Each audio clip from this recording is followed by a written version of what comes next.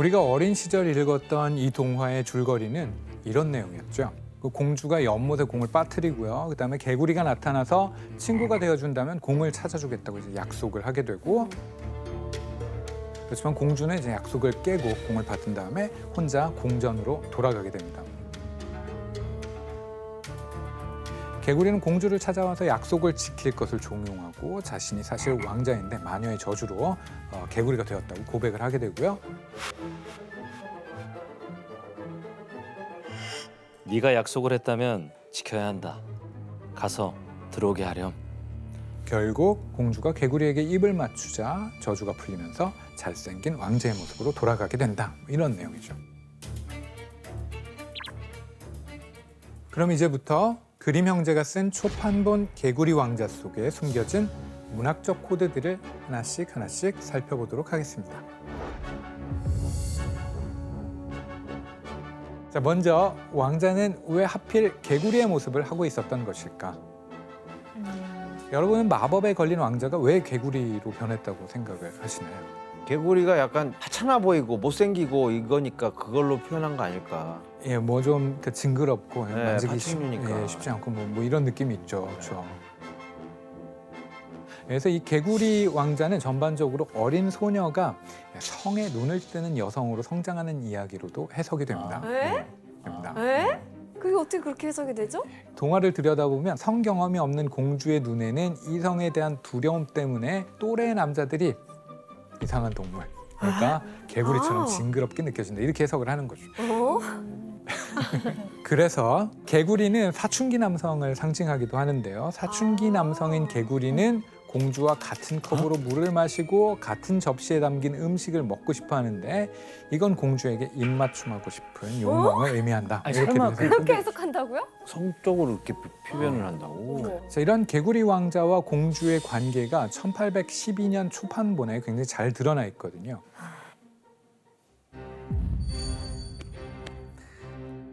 이제 난 피곤해서 자야겠어.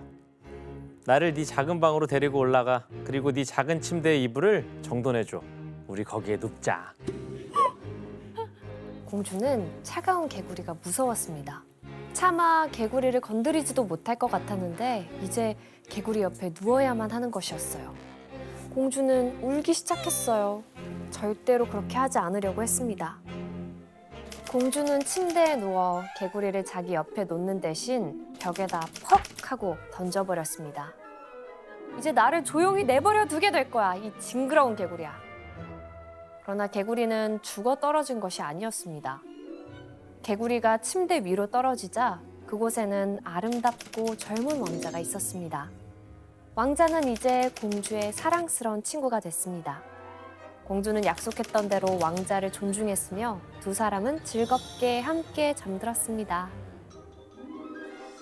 나 같으면 내가 왕자라면 기분 나빠서 다 나가서 와, 날 던져? 이러면서 역시 아, 너는, 너는 겉만 보고 사람 판단하는 너 그런 공주구나. 사실 이것은 아버지의 명령에 의해서 수동적으로 행동하던 공주가 자신의 의사와 결정에 따라 적극적으로 행동하는 모습으로 변화한 것을 의미하기도 합니다. 근데 이건 이 원작 그대로 아이들이 봐서는 되게 안 좋은 내용이네요. 폭력적이네요. 네, 그럴 수 있죠. 뭔가 예. 폭력을 행사했을 때 뭔가 혜택을 얻는다면 그치. 되게 안 좋은 맞아. 교훈이죠. 사실 약속을 지키지 않은 공주가 개구리가 왕자로 변하면서 뜻밖의 보상을 받는 이야기라는 점에서 그다지 교육적이지도 그러니까 또 별로 정당해 보이지도 않습니다. 네. 예, 그런 맥락에서 개구리 왕자는 원형 그대로의 가공되지 않은 그림 형제 동화의 기본적인 성격을 아주 잘 보여주는 이야기라고도 할 수가 있을 겁니다. 마음에 안 드는 이야기. 그러니까 교수님 이게 지금 딱 이것만 봐도 저희가 알던 보고 또 들었던 동화랑 내용이 완전 다르잖아요. 굉장히 새로운데 또 초판본엔 또 어떤 동화들이 있나요?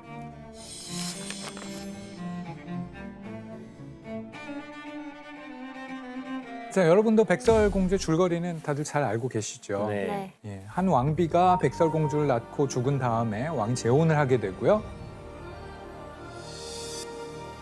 그리고 이후에 백설공주의 미모를 질투한 왕비가 사냥꾼에게 백설공주를 죽이라고 명령을 하죠. 그렇지만 백설공주는 오두막에서 7난장이와 계속 살아가고 왕비는 공주를 죽이려고 3번이나 찾아가게 됩니다. 아, 3번이나. 마침내 백설공주는 독사과를 먹고 쓰러지게 되고요. 이후에 숲속을 지나던 왕자가 유리관에 누워있는 백설공주에게 첫눈에 반하게 됩니다. 그리고 왕자가 백설공주에게 키스를 하자 사랑의 힘으로 백설공주가 깨어나서 둘이 결혼해서 행복하게 산다. 뭐 이렇게 보통 알려져 있는 이야기입니다. 그렇다면 그림 형제가 초판본에 실었던 백설공주는 어떤 이야기일까요?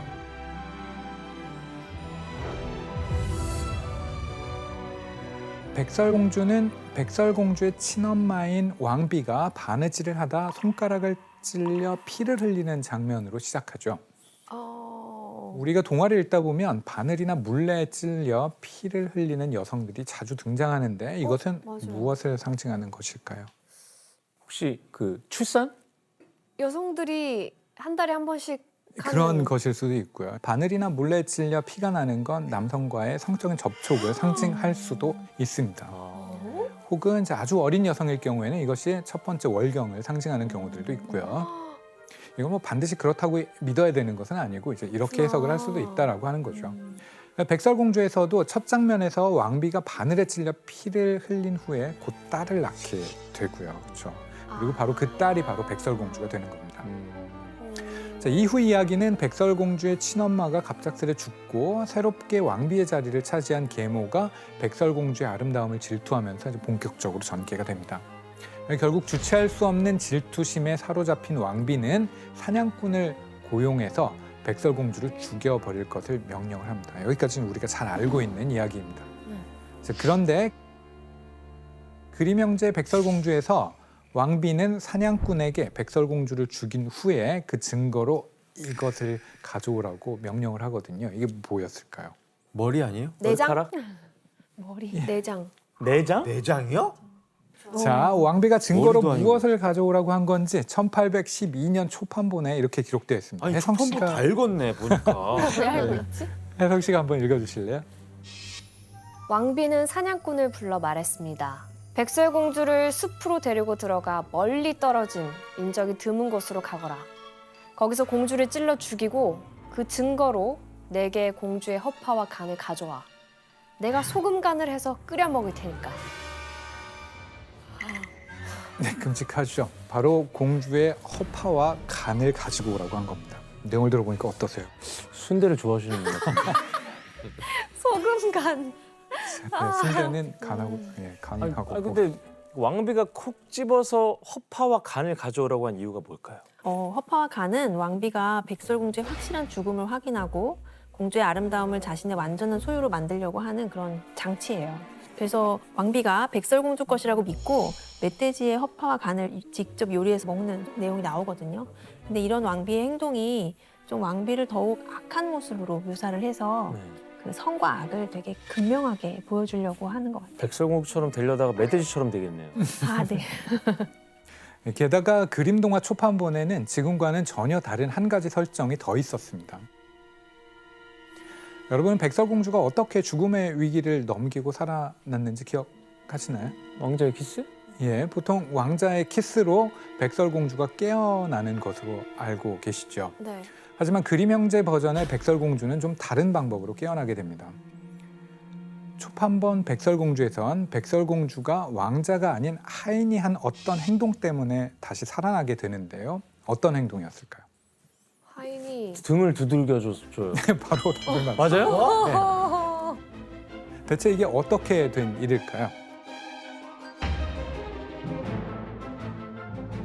왕자의 명령으로 계속 유리관을 들고 다녀야 했던 하인 중 한 명이 이딴 죽은 여자 때문에 우리가 하루 종일 고생해야 되나? 라고 화를 내면서 관을 열고 공주의 등을 가격을 한 거죠.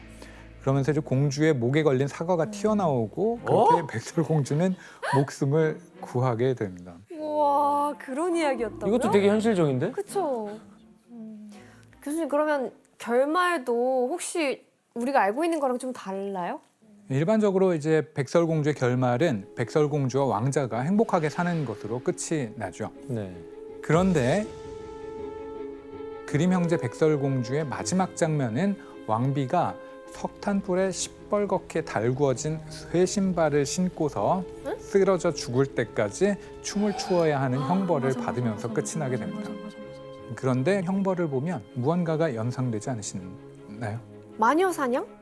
예, 바로 중세 시대의 역사적 마녀 처형 관습을 동화에 그대로 반영한 와. 것이라고도 볼 수가 그 있습니다. 역사가 또 담겨 있구나. 우리가 알던 기존의 동화 내용하고 비교해 보니까 어떠신가요? 아름답지 않네요. 좀 뭔가 이렇게 뭔가 포장 같은 거 없고 되게 뭔가 그렇죠. 각색된 것보다 훨씬 리얼해요. 뭔가 근데 리얼하게끔. 사실은 나중에 바뀐 동화가 더 이상한 것일 수도 있어요. 아무리 그쵸. 여자가 예뻐도 죽었는데 시체에다가 가서 키스를 하는 것도 이상한 설정 아닌가요? 맞아요.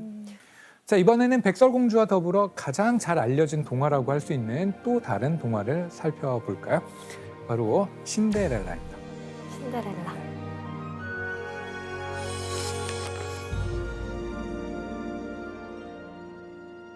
근데 신데렐라 하면 떠오르는 동요가 있지 않으신가요? 맞아요. 신데렐라는 어려서 부모님을 잃고요. 네, 여러분이 부른 동요의 가사대로 신데렐라의 스토리는 어머니를 여의고 계모와 의붓언니들에게 구박받으면서 사는 한 소녀의 이야기이죠. 네, 어느 날 궁전에서 무도회가 열리지만 신데렐라는 집안일 때문에 갈 수가 없었고요. 이때 마침 나타난 요정의 도움으로 무도회장에 갔지만 후방 마찬가? 네. 맞아요. 요정은 자정이 지나면 모든 마술이 사라진다고 이제 그 전에 돌아오라고 이제 당부를 하게 되죠. 맞아. 왕자와 함께 춤을 춘 신데렐라는 12시 직전에 급히 빠져나오다가 유리구두 한 짝이 벗겨지고요. 그리고 그녀를 잊지 못한 왕자는 유리구두의 주인을 찾으려고 합니다. 신데렐라가 구두를 신어보고 딱 맞는 것을 본 왕자가 자신이 찾던 사람이 신데렐라임을 깨닫고 결혼을 하게 된다. 이런 스토리를 우리는 알고 있죠. 예.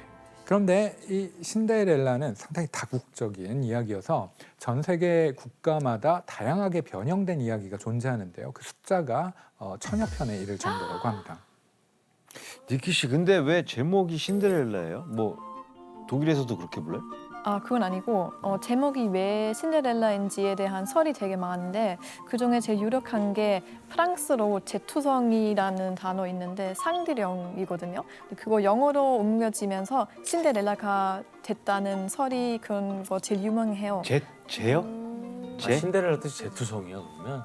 그래서 그림 형제는 독일어로 그 뜻과 똑같은 아신푸트, 그러니까 재투성이 소녀로 제목을 지었어요. 그리고 재투성이인 이유는 아마 계모가 신데렐라를 늘 그 벽난로 옆에 채워서 아마 그렇게 된 것 같아요.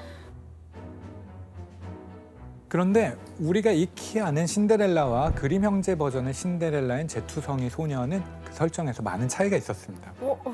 어떻게 다르지?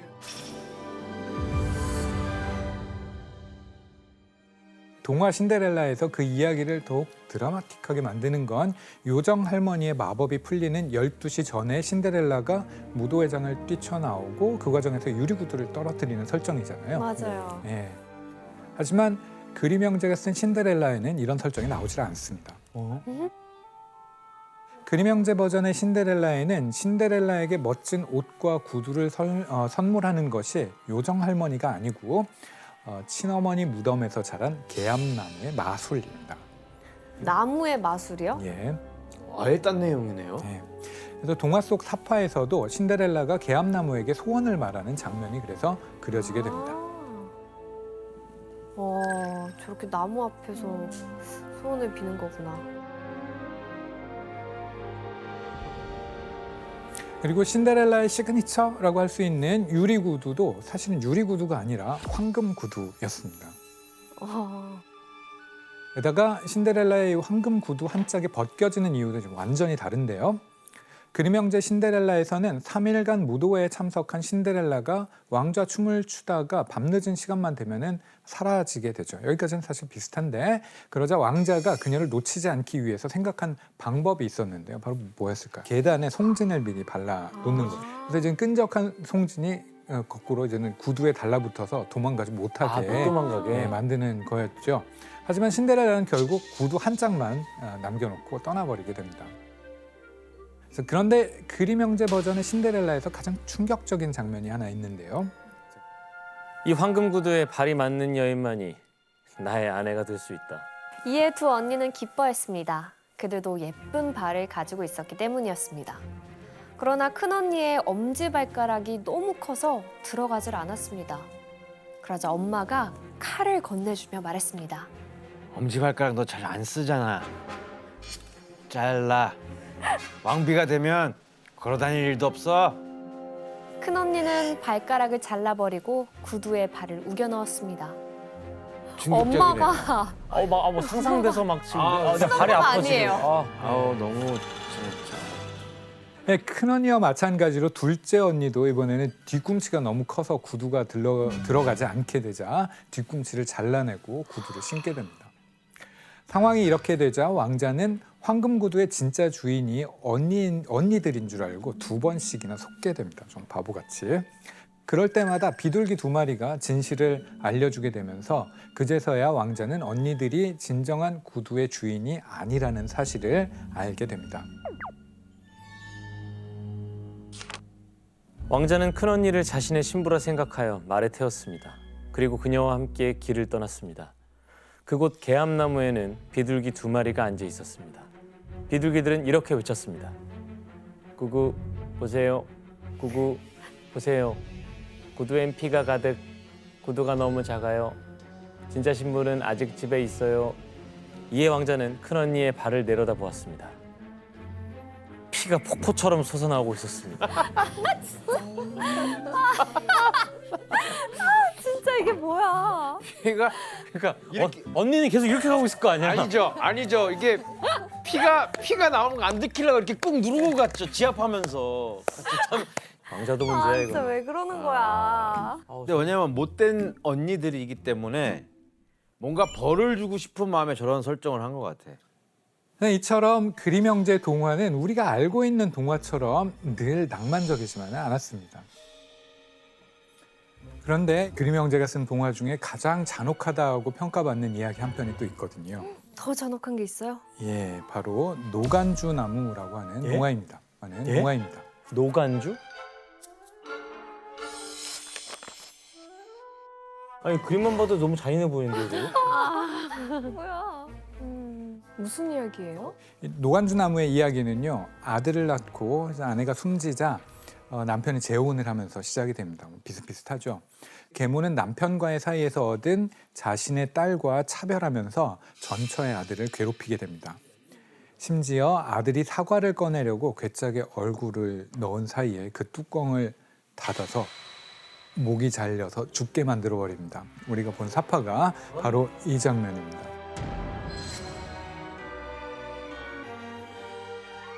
계모는 아들을 죽게 만든 것도 모자라서 아들의 시신을 토막을 내서 스튜로 만들어서 끓입니다.